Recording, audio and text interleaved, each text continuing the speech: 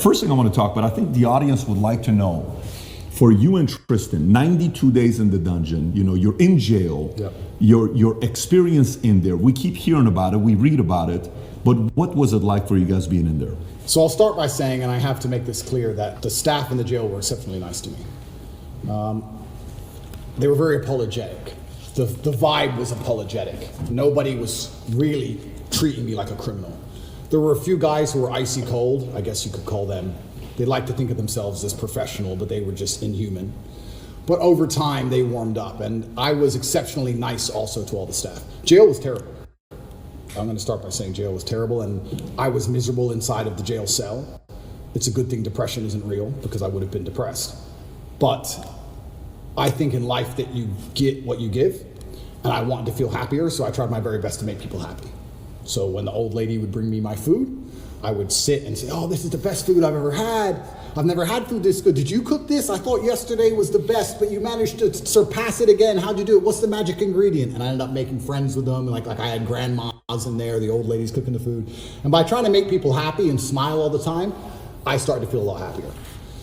But it's kind of scary. And I think the scariest thing about jail was the uncertainty of it all. If they would have said to me, you're in jail for 92 days, or even 5 years, you got 5 years, cool, I do my time. But when you're nabbed and thrown in a cell without charge, you're like, well, how long, is this my life? Is this it now? Is this the end of the story? I'm just in this cell. And I was picked up on 29th of December.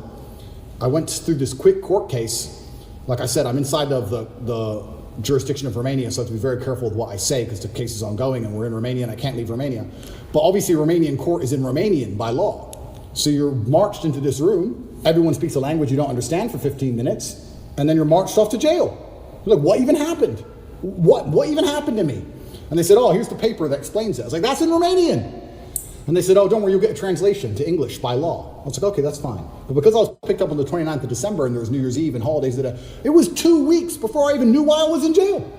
2 solid weeks I'm in jail. No one told me in English why I'm in jail. I had no idea what the charge. Can they do that?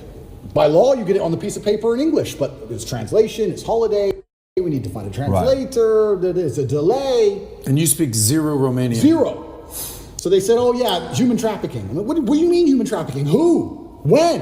What? What is this? Took 2 weeks before I finally got a piece of paper, and then I realized what garbage it truly was. I mean, I knew it was garbage, but I was like, this is complete garbage. Yeah. So, yeah, I have endless stories from jail. It was certainly.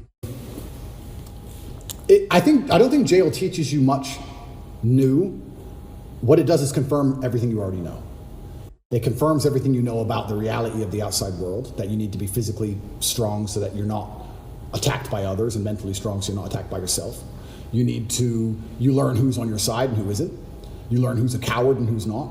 You learn who's an opportunist and who isn't. Your circle, you certainly learn a lot about the people around you when you go to a jail cell, that's for sure. But I remember it was New Year's Eve. When I was first picked up on the 29th of December, I was very sure I'd be out in 24 hours. I was like, there's no way they're going to keep me. For what? Like, this doesn't make sense. So finally New Year's Eve rolls around, and I'm sitting in the jail cell by myself.